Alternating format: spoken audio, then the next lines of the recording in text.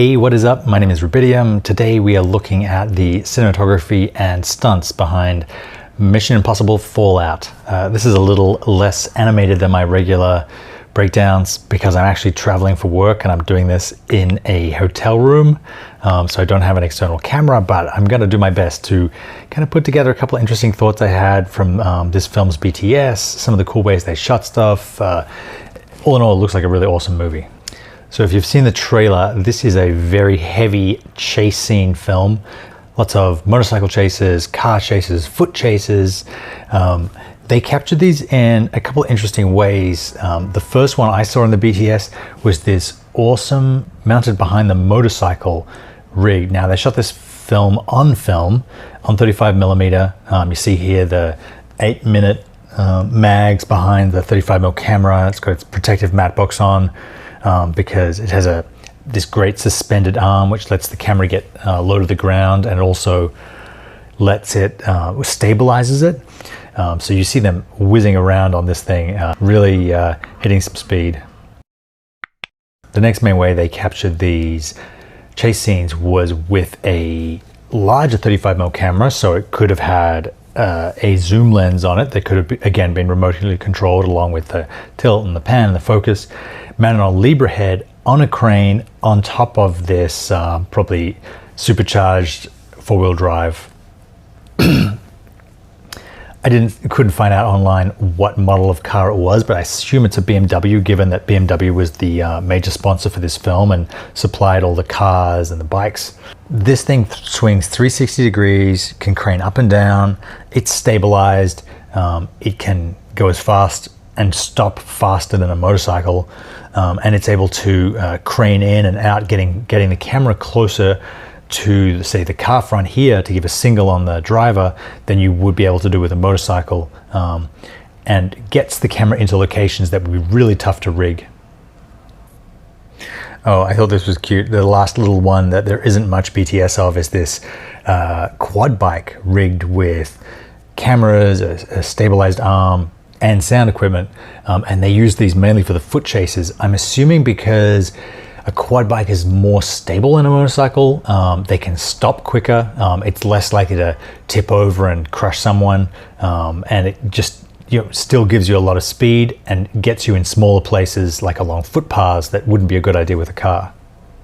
And just in case you thought that only the stunts were complicated in these films, I couldn't actually find much at all of the BTS of just the standard lighting on this movie, but the previous one, Mission Impossible 5, had a couple.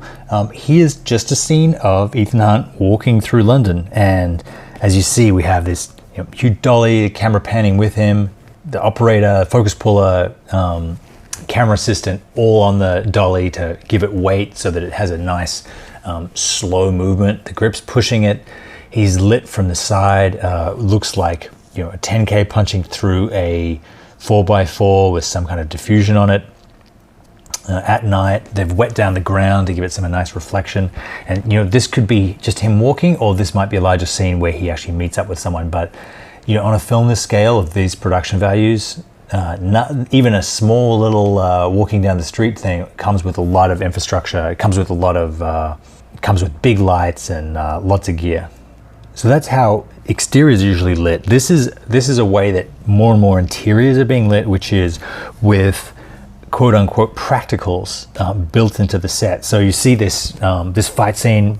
They've built this set, and rather than move lights in and out depending on the shot they want, they've just built the lights into the set, which was what you can do with LEDs now. They don't have to worry about ever accidentally getting a light in frame, and lets them move a lot faster.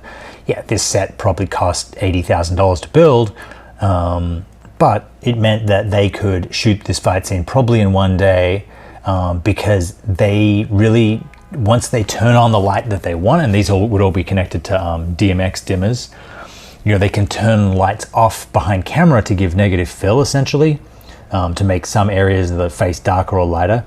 And they're just able to, move 360 with their camera, have multiple cameras shooting at once, and get all these angles of stunts, like, going through the window, without having to worry about relighting every shot or seeing lights in the background. So this has been a cool way, and I think this is kind of a reference to Casino Royale, the first Daniel Craig James Bond movie, where there's a very brutal fight scene in a bathroom. They kind of have obviously chosen that and decided to go one up.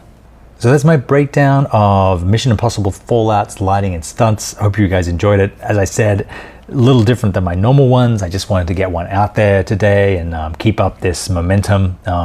Just got 15,000 followers on the channel, so really appreciate everyone who's subscribed and everyone who's supporting what I do here. I will see you on Monday.